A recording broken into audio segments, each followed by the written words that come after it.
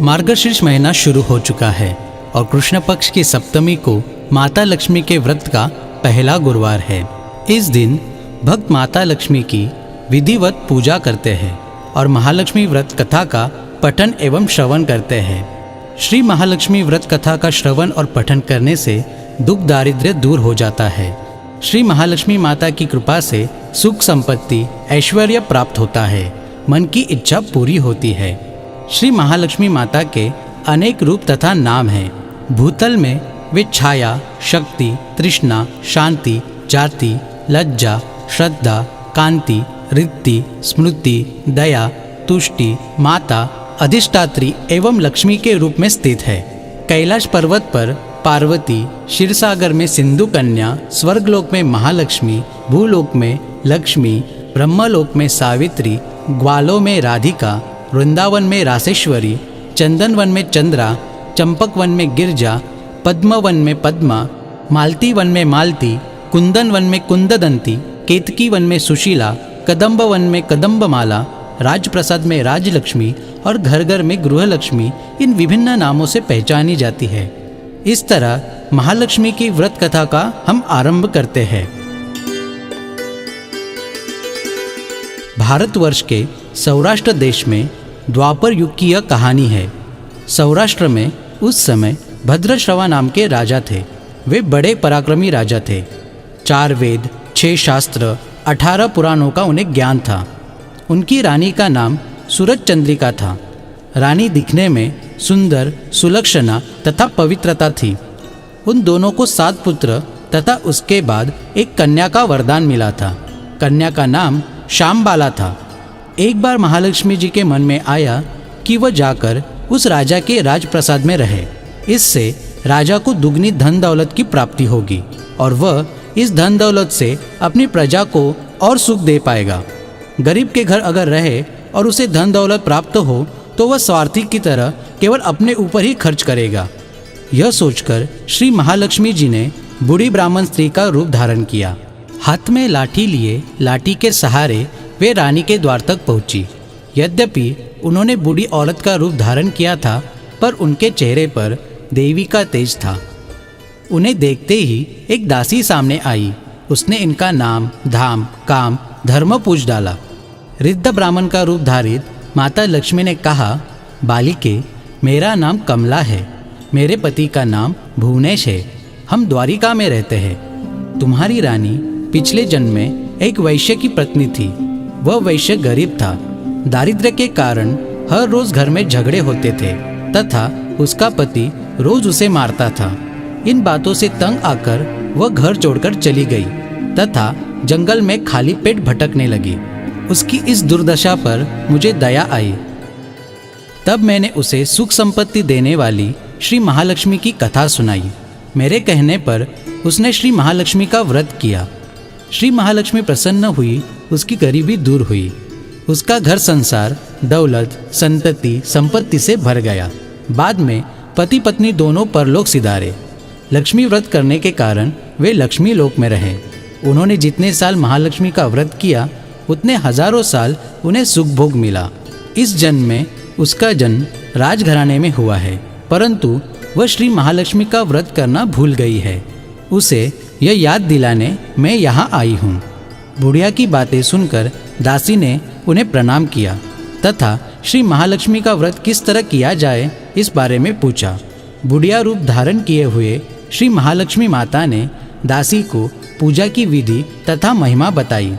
इसके बाद वह दासी माता को प्रणाम कर रानी को बताने अंदर चली गई। राजवैभव में रहते हुए रानी को अपने ऐश्वर्य का बहुत घमंड हुआ। संपत्ति तथा अधिकार के वजह से वह उन्मत्त हो गई थी। दासी द्वारा बताई गई बुढ़िया की बातें सुनकर वह आग बबूला होकर राजद्वार पर आकर बुढ़िया रूपी श्री महालक्ष्मी पर बरस पड़ी। रानी का यह स्वभाव तथा अपना अनादर देखकर माता ने वहाँ ठहरना ठीक न समझा। वे वहाँ से चल पड़ी। मार्ग में उन्हें राजकुमारी श्यामबाला मिली। उन्होंने श्यामबाला को सारी बात बताई। श्यामबाला ने अपनी ओर से श्री महालक्ष्मी माता से क्षमा मांगी। माता को उस पर दया आई। उन्होंने श्यामबाला को महालक्ष्मी व्रत के बारे में बताया। उस दिन मार्गशीर्ष माह का पहला गुरुवार था। श्यामबाला ने परम श्रद्धा से श्री महालक्ष्मी का व्रत रखा। फलस्वरूप राजा सिद्धेश्वर के सुपुत्र मालाधर से उसका विवाह हुआ। वह धन दौलत ऐश्वर्य वैभव से मालामाल हो गई। पति के साथ ससुराल में आनंद से दिन बिताने लगी। इधर श्री महालक्ष्मी का रानी पर प्रकोप हुआ। फलस्वरूप राजा भद्रश्रवा का राज्य नष्ट हो गया, यहाँ तक कि खाने के लाले पड़ गए।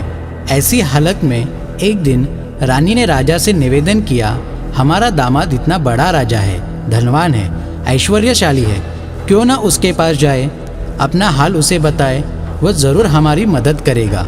इस बात पर राजा भद्रश्रवा दामाद के पास रवाना हुए। राज्य में पहुंचकर एक तालाब के किनारे थोड़ी देर विश्राम लेने के लिए ठहरे। तालाब से पानी लेने आते जाते दासियों ने उन्हें देखा। उन्होंने विनम्रता से उनकी पूछताछ की। जब उन्हें यह पता चला कि वे रानी श्यामबाला के पिता है, तो दौड़ते हुए जाकर उन्होंने रानी को सारी बात बताई। रानी ने दासी के हाथ राज परिधान भेजकर बड़े ठाट से उनका स्वागत तथा आदर सत्कार किया, खान पान करवाया। जब वे लौटने लगे तो सोने की मोहरों से भरा घड़ा दिया। राजा भद्रश्रवा जब वापस लौटे तो उन्हें देखकर रानी सूरत चंद्रिका खुश हुई। उन्होंने सोने की मोहरों से भरे घड़े का मुंह खोला तो उसमें धन के बदले कोयला नजर आया। यह सब श्री महालक्ष्मी के प्रकोप से हुआ। इस प्रकार दुर्दशा में और कई दिन बीत गए। इस बार रानी स्वयं अपनी कन्या के पास गई। वह दिन मार्गशीर्ष माह का अंतिम गुरुवार था। श्यामबाला ने श्री महालक्ष्मी का व्रत किया, पूजा की, अपने माता से भी व्रत करवाया। इसके बाद रानी अपने घर आई। श्री महालक्ष्मी का व्रत रखने पर उसे फिर से अपना राजपाट, धन दौलत, ऐश्वर्य प्राप्त हुआ। वह फिर से सुख शांति आनंदमय जीवन बिताने लगी। कुछ दिनों बाद राजकन्या श्यामबाला अपने पिता के घर आई। उसे अपने घर देखकर सूरज चंद्रिका को पुरानी बातें याद आई। यही कि श्यामबाला ने अपने पिता को घड़ा भर कोयला दिया था और उसे तो कुछ भी नहीं दिया था। इसी कारण श्यामबाला को पिता के घर आने पर उसका कोई आदर तिथ्य नहीं हुआ, बल्कि अनादर हुआ। पर उसने इस बात का बुरा नहीं माना। अपने घर लौटते समय उसने पिता के घर से थोड़ा नमक ले लिया। घर लौटने पर उसके पति ने पूछा, अपने मायके से क्या लाई हो? इस पर उसने जवाब दिया, वहाँ का सार लाई हूँ। पति ने पूछा, इसका अर्थ क्या हुआ? श्यामबाला ने कहा, थोड़ा धीरज रखे, सब मालूम हो जाएगा। उस दिन श्यामबाला ने सारा भोजन नमक डाले बिना बनाया और परोसा। पति ने जब खाना चखा तो सारा खाना नमक बिना था, इसलिए स्वाद न आया। फिर श्यामबाला ने थाली में नमक डाला, इससे सारा भोजन स्वादिष्ट लगने लगा। तब श्यामबाला ने पति से कहा, यही है वह मायके से लाया हुआ सार। पति को उसकी बात सही लगी। फिर वह दोनों हंसी मजाक करते हुए भोजन करने लगे।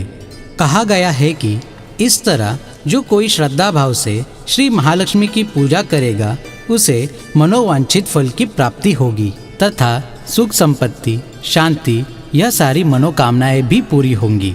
परंतु यह सब प्राप्त होने पर माता की पूजा को भूलना नहीं चाहिए। हर गुरुवार को व्रत पाठ अवश्य करना चाहिए। इस तरह श्री महालक्ष्मी की महिमा भक्तों की मनोकामना पूरी करती है। ऐसी और धार्मिक कथाएं जानने के लिए देखते रहे अर्था चैनल।